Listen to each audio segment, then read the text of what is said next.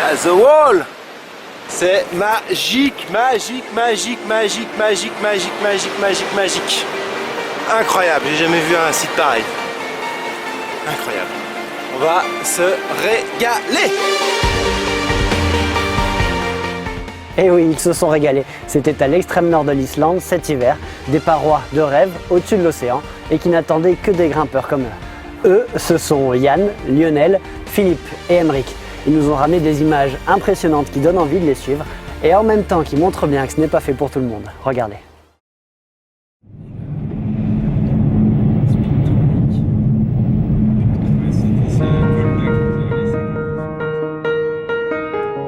On savait qu'en partant au cap nord de l'Islande, on n'aurait pas du soleil tous les jours, et surtout à cette époque-là. Il faut être concentré quand tu roules ici. Ce qu'il disait Emeric, il ne faut pas lâcher le volant quoi. C'est Lionel Daudet, donc Dot, qui m'a parlé de l'Islande la première fois, et pourtant il m'avait dit que c'était quand même pas évident. Et je sais pas pourquoi, ça m'a tout de suite vraiment motivé. Je pense qu'il m'a motivé, c'est le fait qu'on soit vraiment excentré dans le nord, donc pas très loin du cercle polaire arctique, et surtout de grimper au-dessus de la mer. On va jusqu'à un petit village qui s'appelle Ísafjörður, qui fait 400 habitants, qui est situé au nord de l'Islande, tout au nord de l'Islande. Et ensuite, on prend un bateau. Pendant 2 heures, on s'est fait tabasser dans des énormes vagues. Et puis là, tout d'un coup, on passe un angle. On voit ça, c'est magique, quoi. Aucune n'a été gravie, jamais personne n'a pu venir grimper là. C'est le rêve, quoi. On arrive un peu dans le paradis du glaciériste de 2016, c'est clair. Il nous dépose au Hornvik. J'ai l'impression d'être Robinson Crusoe quand on arrivait sur une plage complètement déserte avec un petit cabanon là, en fibre de verre qui était notre refuge pendant tout le séjour sur place. Et moi j'avais l'impression de découvrir un lieu pas vierge mais où personne ne va l'hiver.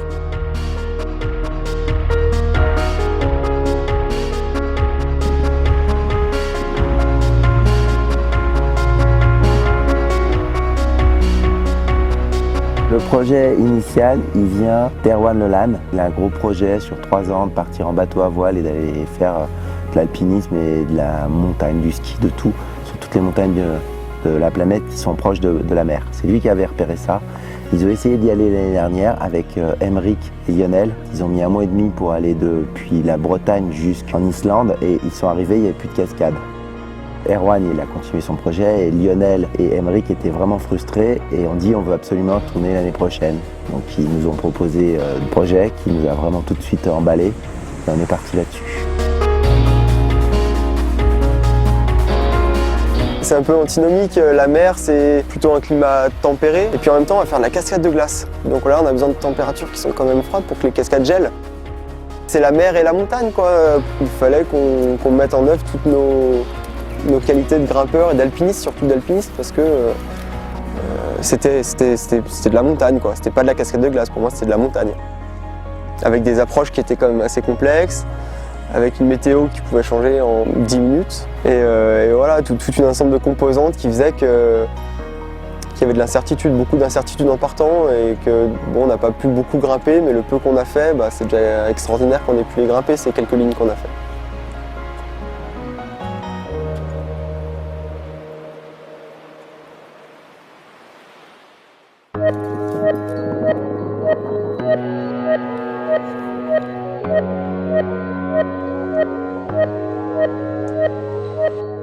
Je pense que c'est la première fois que j'arrive sous une falaise avec autant de lignes à ouvrir. C'est ça qui est génial, quoi. Tu arrives là-bas et tu sais que tu es un peu pionnier. Allez, le grand saut.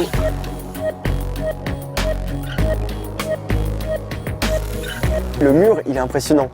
Mais le mur au-dessus de l'océan et de la pleine mer, ça c'est juste hors du commun et complètement hallucinant. C'est lunaire, quoi. Avec au fond les gros nuages qui vont péter, avec l'embrun aussi. Enfin voilà, c'est une sacrée ambiance. Et la qualité de la grimpe, c'est fabuleux. On avait rencontré des cascades pratiquement tout le temps très sculptées. Une belle glace bien travaillée. Et en fait, la proximité de l'océan faisait que c'était une glace assez tendre, une glace sorbet, quoi. On faisait pratiquement toutes les frappes du premier coup.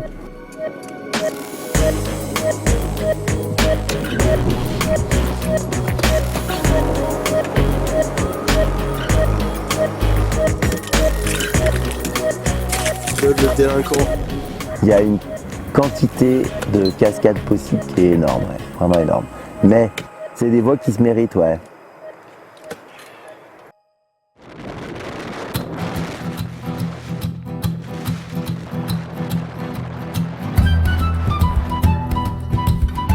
Les conditions, c'est sûr que c'est difficile, mais on s'y attendait. Le Cap Nord, voilà, c'est un cap qui est balayé par des tempêtes. Il y en a eu une pendant qu'on était là-bas. Et à ce titre, on a passé une journée enfermée en fait, dans un baraquement là, un peu lugubre. Là, on a Clou-Clou, Looping. On dit souvent on peut avoir les 4 saisons dans une journée. Et puis l'accès des cascades, il est compliqué aussi. Le cheminement, il fallait soit descendre en rappel dans les cascades, soit descendre en rappel à un autre endroit, traverser sur des plages, pour rejoindre l'accès. Donc c'est un site qui est exceptionnel, mais qui n'est pas simple.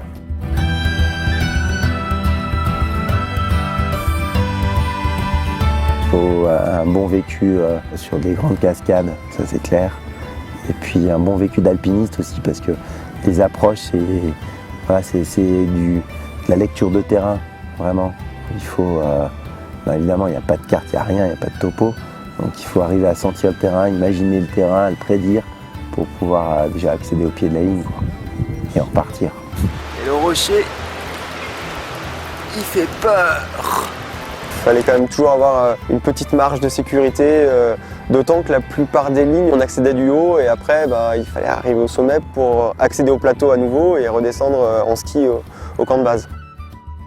Les approches et les retours, en cas de but, étaient vraiment pas évidents. C'était un peu un casse-tête. Le côté pionnier, c'était surtout d'en trouver l'accès des cascades.